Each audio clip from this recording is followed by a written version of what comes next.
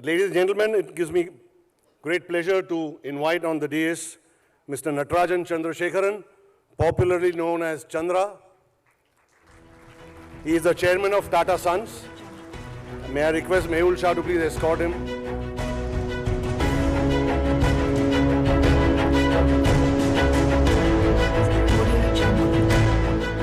We also have in our midst Suchitra Chaudhary, the Vice President from the Chairman's Office. Thank you for being with us. Mehul will introduce Mr. Chandrasekaran and he will then commence the fireside chat. Over to you, Mehul. Good morning, ladies and gentlemen. Welcome once again to the IDMA Diamond Jubilee 60th year celebrations. I hope you had an exciting day yesterday.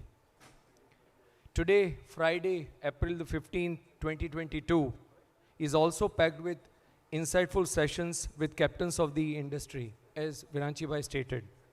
Trust you will enjoy and will have abundant takeaways for yourself, your companies, and your stakeholders. Today, I am bestowed by IDMA with the rare fortune of hosting Shri Natarajan Chandrasekaran, Chairman Tata Sons, the holding company and promoter of all Tata group of companies, including Air India.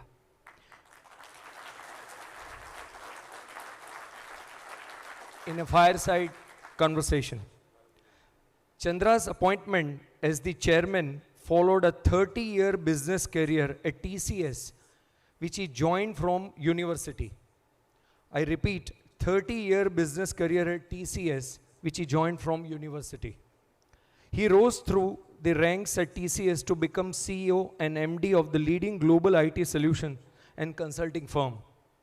Under his leadership, TCS consolidated its position as the largest private sector employer in country and the country's most valuable company.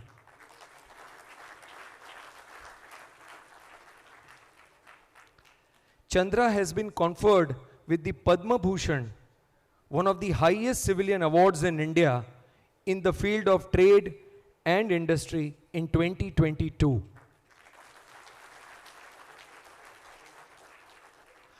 I want to thank here Ms. Renuka Ramnath for multiples who introduced me to him, and only with her blessings I could interact with him, and we are very, very proud to have him here. It's one of the greatest pleasure in my career at 36 years to sit with him. Dear audience, please welcome Natarajan Chandrasekaran with a big round of applause. Thank you all very much.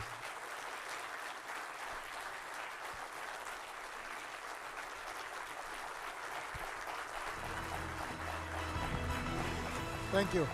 Thank you. It's an honor to be here with you this morning. Sir, my first question to you. India is at a decisive point in its journey towards prosperity. With collective leadership of government, industry, and society, we have reasonably weathered well in the pandemic.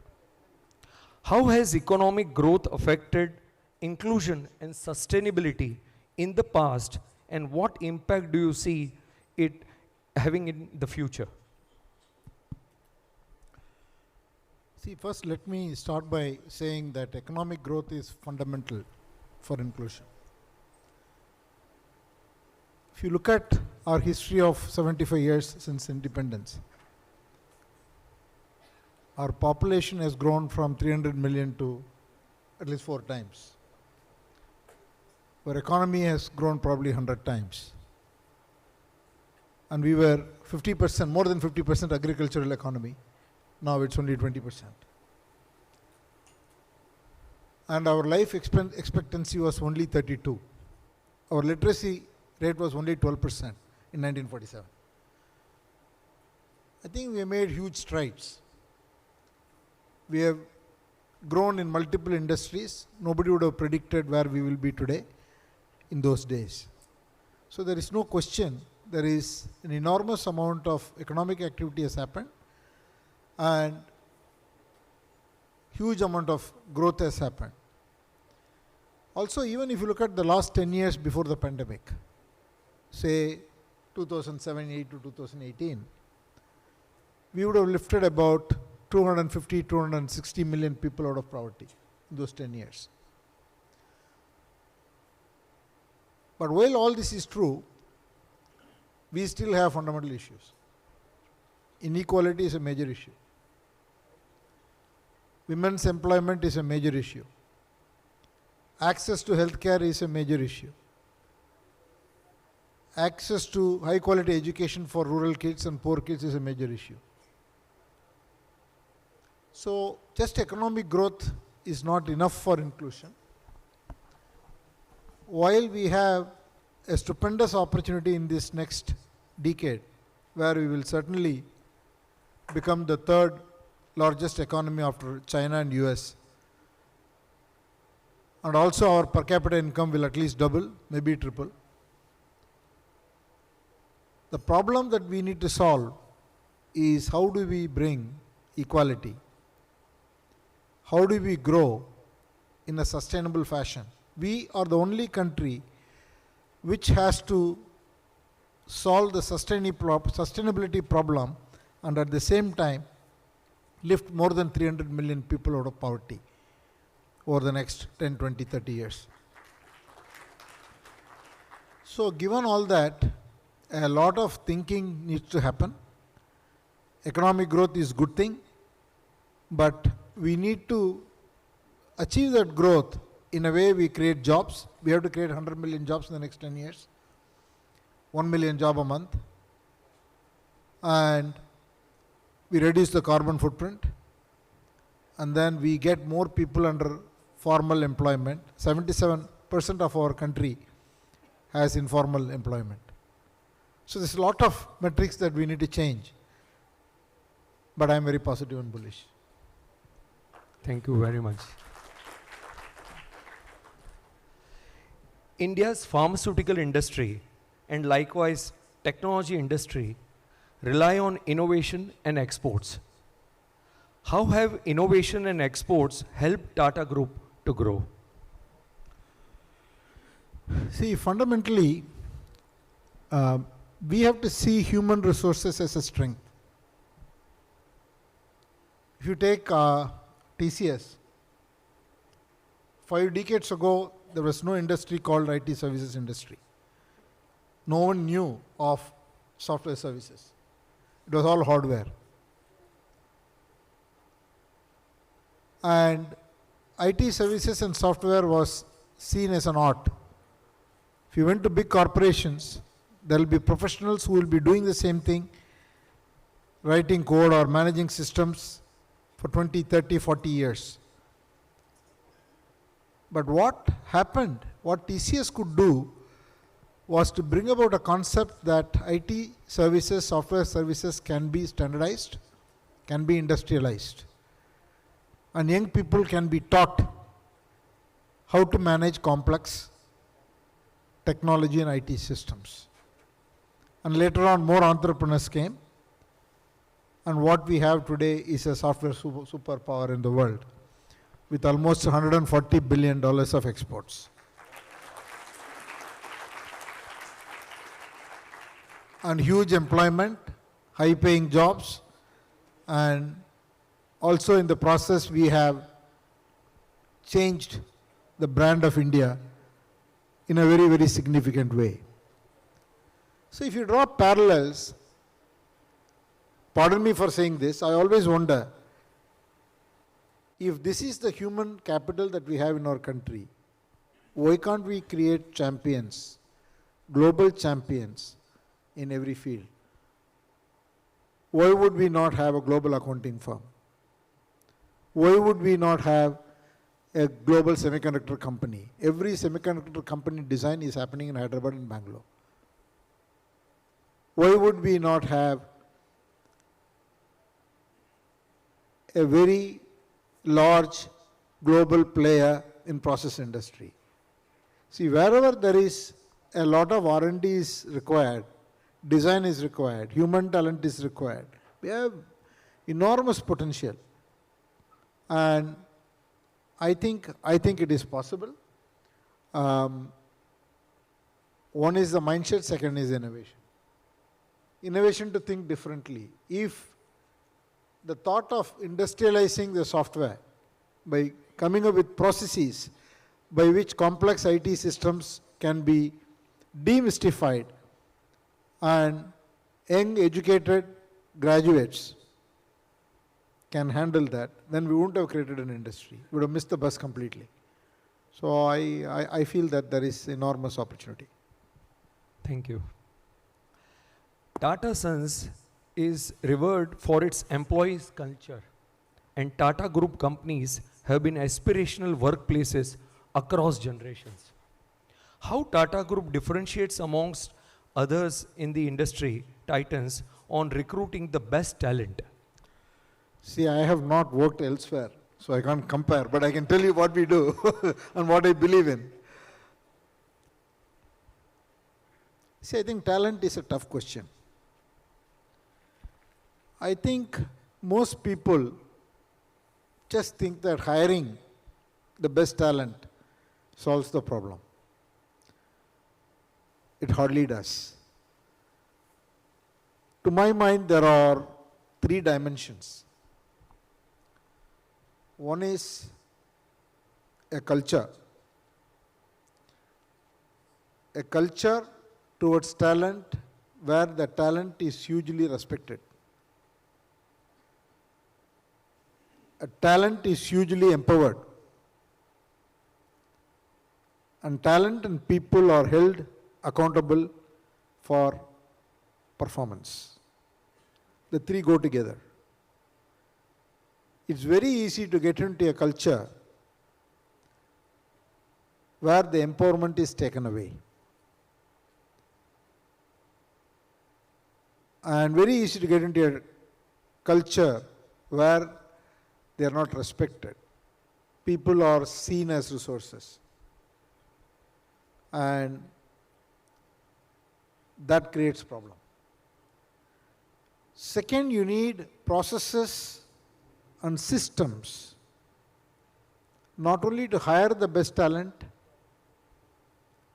I believe most people, when you hire them, if they are a good educated people coming from the schools that we recruit from, or even in the tier 2, tier 3 schools, if you are recruiting the top 5%, 10%, you get excellent people. But then you need the processes to be able to give them opportunities, give them leadership roles, give them rotation, give them the ability to take bets, fail. Not necessarily fail, but give them that flexibility to be able to try out things. And systems, checks and balances and processes are required so that nobody gets stuck in the same role. You still see companies where people are doing in the same department forever. And unless or otherwise we rotate people. And we get very nervous about taking people out from the job in which they are pretty good at. Actually, disruption can come only with a fresh pair of eyes. If somebody has done this job for 10 years, people will say, oh, this guy knows everything. He's my right-hand man, left-hand man. So he's the be-all and end-all. I mean, that's not the way you can grow companies. I feel that that person also has to be given another role. So the job rotation is very important. And taking risk a little bit important. So I think talent is a complex subject. And it requires mostly the culture, process and systems that at the top we are willing to put in place. Further to that, currently during COVID times when a lot of disruptions and adoption of technology, most companies in pharma where jobs are raining, almost 30% attrition. So there is a lot of struggle going on. So how do you react to such situation? This is again a tricky situation currently we are in. I am hoping that it is a transient phenomena. It is not that there are much more jobs are getting created. I think it's all going in circles. This person hires that company's person and that company hires this company's person and everybody is giving 10, 15%, 20% hike. So people are just moving around. It happens in IT, it happens in banking, it happens in pharma. It's happening everywhere. It happens in India, it happens elsewhere globally.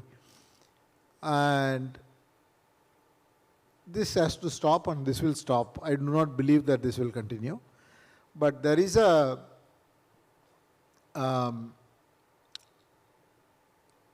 situation about this work from home.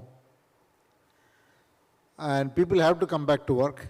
And what is the balance going to be between working from home and working in office? Because some people in the pandemic have almost realized that quality of life is so important. I'm going to take up a job where I can work from home or work from Rishikesh or Goa or wherever. A lot of people have moved. So some amount of that will happen. People who are comfortable at a particular level, they may not want to have an aspiration to do careers which requires a lot of commuting and so on. So some of these things will happen, but it will all balance out. I think if there is no other COVID wave, I think we should just give it 12 months. See, you and me have come from a different era. Now today's young generation, when they join any company, they join with the expiry date. So what is the message to them, and how do you answer that? See, I think I'm going to say something a little controversial. I'm not saying that people should do what you and I did, stick around forever in companies. Because the opportunities for today's young people are many, from entrepreneurship to jobs to etc. But then they have to have the discipline of taking up each job to acquire some skills, acquire some expertise, and change jobs only because you are passionate about a particular field and you get a better opportunity in that field. But if people change jobs because there's more money, because I don't have to work harder, I think they'll stop growing. See, the problem that the younger generation is going to face is they are going to live very long. Very, very long. I personally believe that 25 years later, we will have medical science which will help you to extend your life. Medical science which will help you for anti-aging. It is not improbable to think that someone can grow to 40 and then say, I want to remain at 40 for the next 10 years. It's absolutely going to be possible. So it's going to be very long careers. I have a son also, I tell him the same thing. Don't be in a hurry. Take it easy. I'm not saying that you don't work hard. Work hard, but enjoy the journey. If we all work, see, already I have done 35 years, and nowadays it's 40, 45 years has become normal of career life. People will work for 70, 75 years. So education is important. Technology will be changing much faster. Jobs, nature of jobs will change. Pace will only increase. So to lead a good life where money is just not going to bring happiness. All of us know that, right? Once you earn certain amount of money, after that, any extra dollar doesn't help. Anyway, you can't eat. The more money you make, less you eat.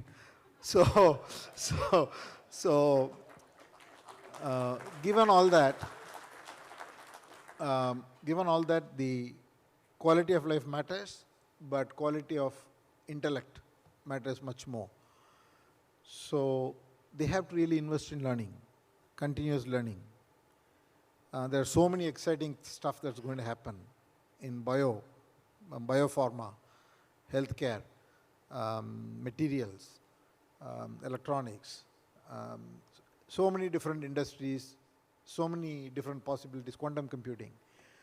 So I give you a long answer, but I don't want to say advice, my suggestion to younger generation would be to take a long-term view, and you should enjoy this ride. Life is about enjoying the ride. It's always a ride. There is no destination. All of us have a glass, and the water is never going to be full. It's always half full. And you keep adding to that, and you should enjoy the journey of adding more happiness in your journey. Thank you. I'm changing the subject. The business environment in India and globally is frenzied with valuations. In an age of widely available and cost-effective capital, how difficult is it for business leaders to deliver on the expectations of their shareholders? So again, some controversial answers I'm going to give. Maybe it's a question for Renuka, not for me. But see, I think valuations will always get ahead because people want to make quick money. And investors want to make good returns, and they want to make those returns faster. As long as, I think there are multiple dimensions. There is a talent dimension, business means business operations dimension, and financial dimension. You need to have a different type of discipline in each. In a business dimension, as long as you know the direction in which you want to go and you have clarity, then you can scale it, you can go faster. In a financial dimension, as long as you have taken care of your balance sheet, P&L will take care of itself if you have the right business model. And talent dimension, you need to have a very cohesive management team which has a high aspiration. And then you will generate profits, you will generate growth, you will generate cash flows. All of this will happen. But if you play to the gallery of looking at, oh, I am now 1 billion, I have to become 3 billion, 2 billion, and start making decisions based on valuation, you lose the valuation and you lose the business. Very important. Totally different subject. You are an avid marathon runner. Do you draw learnings from the marathon running into business? If yes, could you share a few of them? Yes, I do. The best thing that happened to me is I taking up running about 15 years ago. I think marathon builds character. And it has taught me so many things. Running has made me a calmer person, much calmer person. It has increased my grit, my perseverance, my determination, and importance of fitness before performance. I always say, even in business, balance sheet is fitness and P&L is performance. If you drive P&L before having a balance sheet that is fit, it will be a disaster. So if you are overweight, you can't aspire to run faster. So it's the same thing. There are so many lessons that you can learn. And many people think that running is a lone sport. It is not.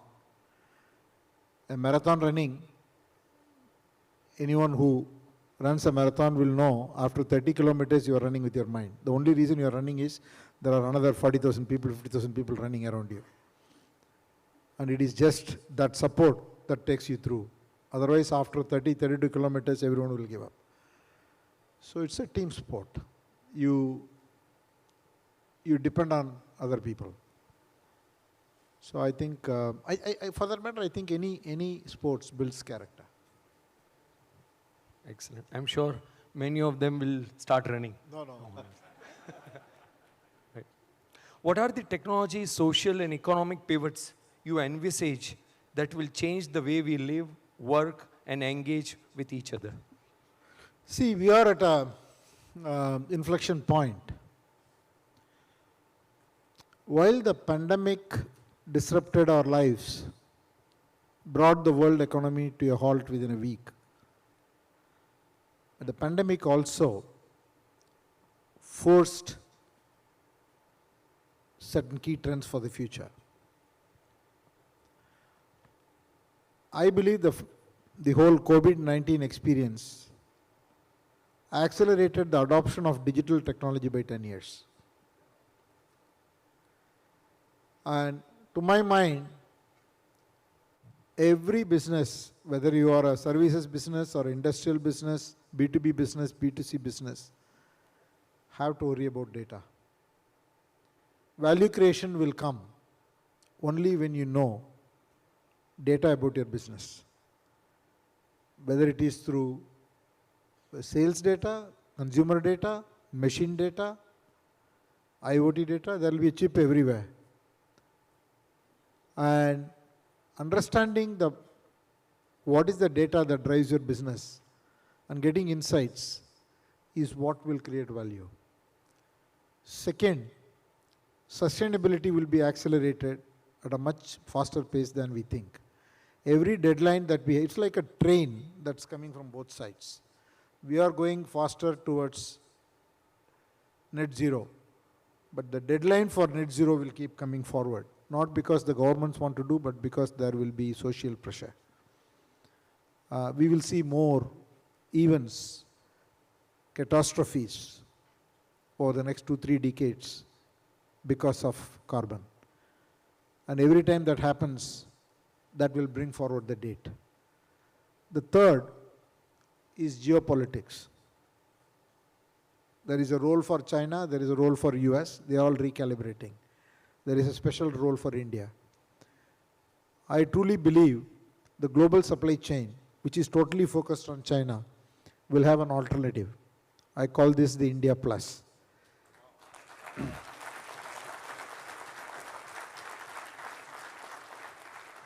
There is going to be an enormous opportunity in every industry.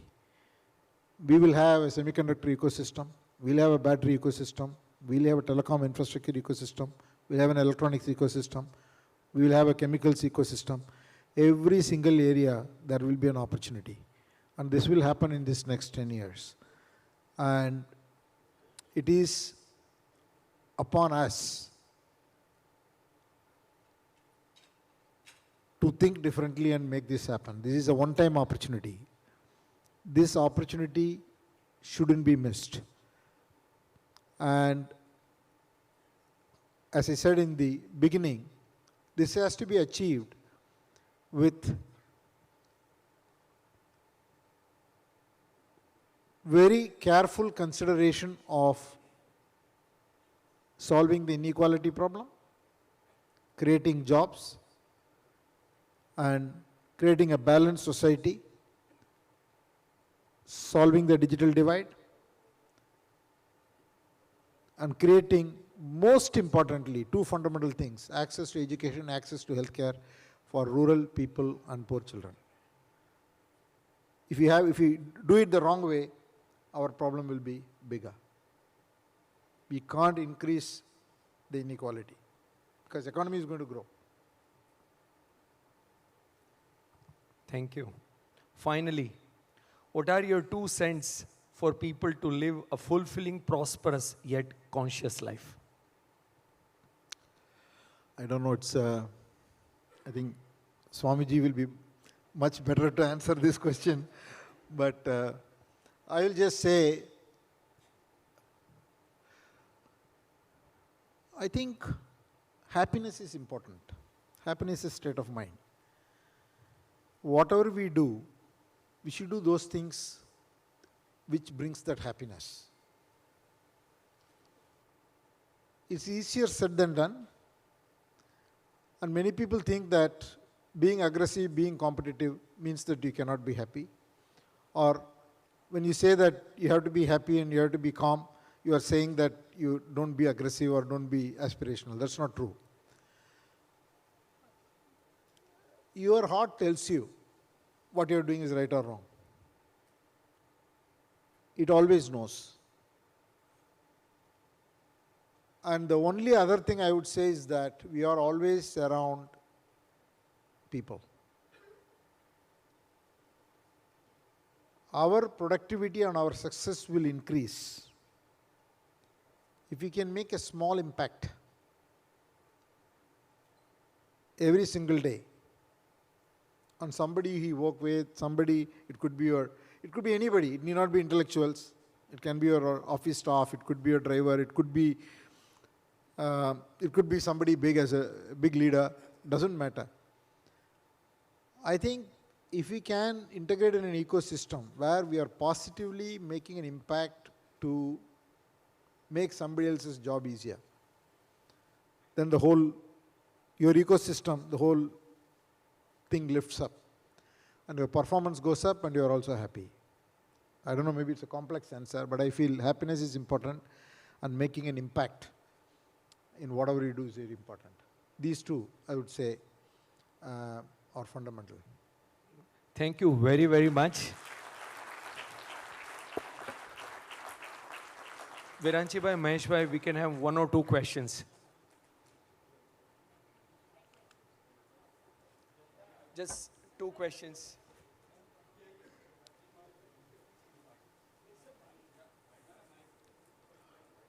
One you give to Renuka and one.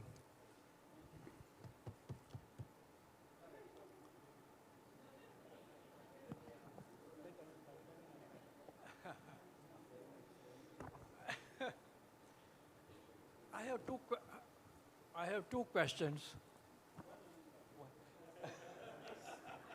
Both are important, and both maybe I would like to know whether what I'm saying is 1 minute, correct or you are not audible. Hello? Yes, sir. Yeah. Okay. Sir, you can sit and speak, please. No, it's okay. It's okay. Okay. The first is a new education policy which government has announced and is being implemented from 2022, which is more on the skill development, which is more on the rural area, on the skill development and the job creation. And it is a lot of flexibility and specialization. So what would be your opinion on that? On number one question. The second question is, India, when we became independent, as you mentioned, we were around 34 crore people. We are more than 130 crore today. 130 crore today. And that is creating a job problem, unemployment, whatever it is there. One problem could be solved by a new education policy, skill development. It may take 15, do you think it may solve within 15 years, the one of the issue? And second is the population policy, but not by negative way, but looking at the poor people and to get a job, number one, and a talented education. So that is education may solve it. And the second is the poor people to get a job is also very important. With a population coming at 130 today, and if it is not reduced by another 20%, there may be a problem to us also. Also, you have said that the job creation will be there. However, still if it is lower by in a positive way, of 2 children getting a free education, free up to the government is on the job for the poor people to get a free education, free medical treatment, everything is there. Will it make a problem? Will it make the solution of that? Anand bhai. Sir, I'll answer both questions with the context. Yeah.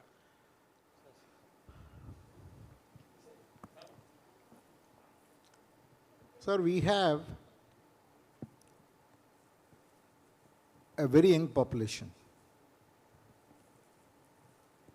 I think somewhere around 65% of our people are less than 20 years of age. We are going to have huge number of people coming into the workforce. That's a given. We have to find 10 million jobs, 100 million jobs for 10 years, 10 million to 12 million jobs every year. But at the same time, India has two fundamental problems. One problem is lack of access. Another problem is lack of jobs. When I say lack of access, people don't have access to healthcare. Today we have a shortage of 500,000 doctors, 5 lakh doctors shortage. For us to even come to a basic minimum ratio of doctors to patients. And 2/3 of our population is in the rural area, 2/3 of our doctors are in the urban area.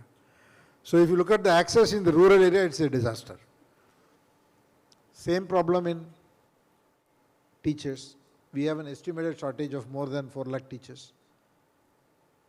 We need many, many more teachers. I may not be correct in the numbers, but I think estimated 40,000 teachers a year. So we have a lot of school dropouts. We have school dropouts at the primary level, secondary level, tertiary level.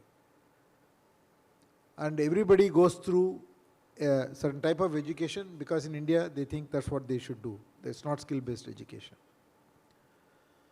We have to solve the problem in such a way that we provide access, and in providing access we create jobs.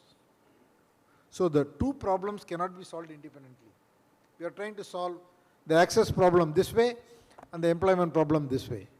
But you have to solve in such a way that they meet, then you can create a lot of jobs. And that is possible only with technology, because we neither have the time nor the energy. Can you build enough hospitals? Can you suddenly educate 5 lakh doctors? It's not going to happen. So how do you bring the technology like AI and machine learning to no-skilled and low-skilled people, so that the machines and systems help them to perform at a higher level? Then these things become formal jobs. Same thing we have to do in small and medium enterprises. If we can create a small and medium, see what is startups? They are SMEs in a way. If we can create a startup ecosystem in Bangalore for software and machine learning, why can't we have a startup ecosystem for every industry? And why can't we have funding for them? So because, if I am right, the average number of jobs per small and medium enterprise, MSME, today is 1.5. That number has to go to 10. So we know the problems and we need to solve them. Education policy is good, but then it's just not the education policy. It's about how we operate on the ground. And everybody need not go to the same type of education. Skill development is going to be very key. I mean, this is a subject we can go on and on, but I believe this needs to be addressed. Renukam, last question. On behalf of first of all, Chandra, I would also like to immensely thank you. I think your India Plus hugely resonated with everybody in this room. I've had the huge good fortune of seeing you and observing you even 25 years back. Not to adulate you or flatter you or embarrass you publicly, but I think you have played a pivotal role in the creation of the IT industry, which is why you got the highest civilian recognition. And I'm having goosepimples when I'm talking. I have no words to express how much I have admired you as a professional. So many of my friends who used to work with Chandra used to say that Chandra would have gone to New York, from there he would have gone to Japan, and he'll call me for a breakfast meeting in London. And he would be so fresh, and I would have gone from Bombay to London, I'll be sloppy, and I just couldn't keep pace with Chandra.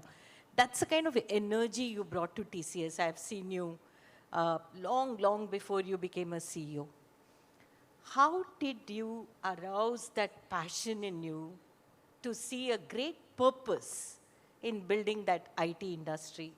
And how do we get our many million youngsters to become the Chandras of tomorrow to make that India Plus a reality?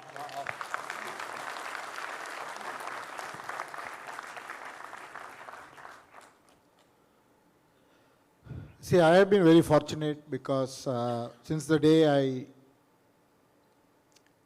joined for work in '86, till date I have enjoyed my job every single day.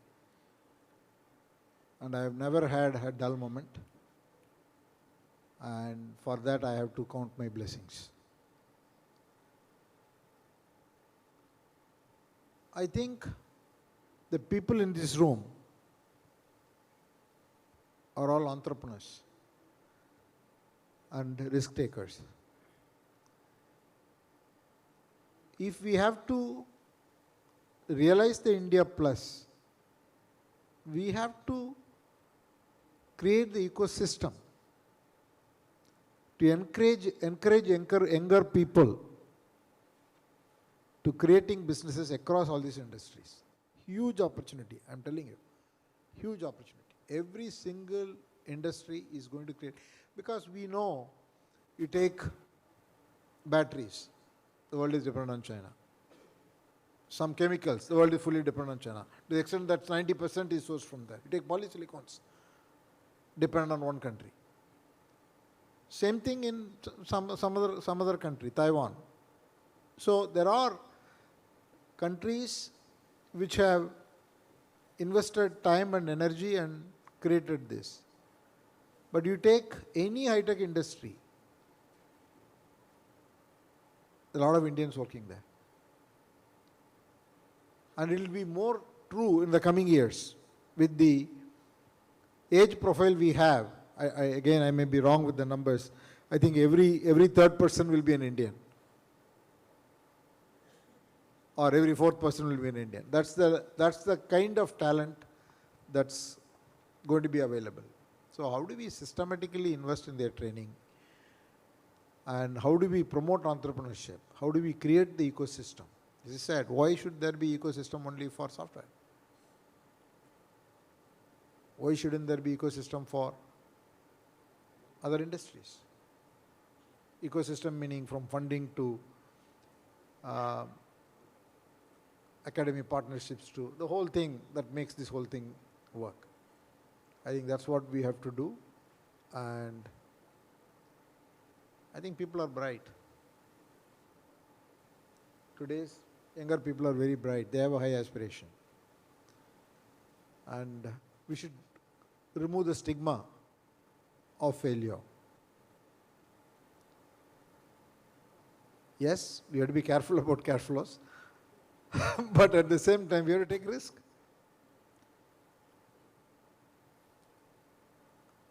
I am very positive. It will happen.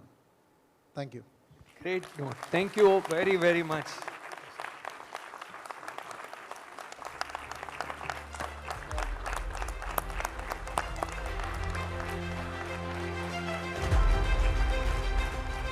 May I request our National President Viranji Shah to please come up and present a memento to Chandra.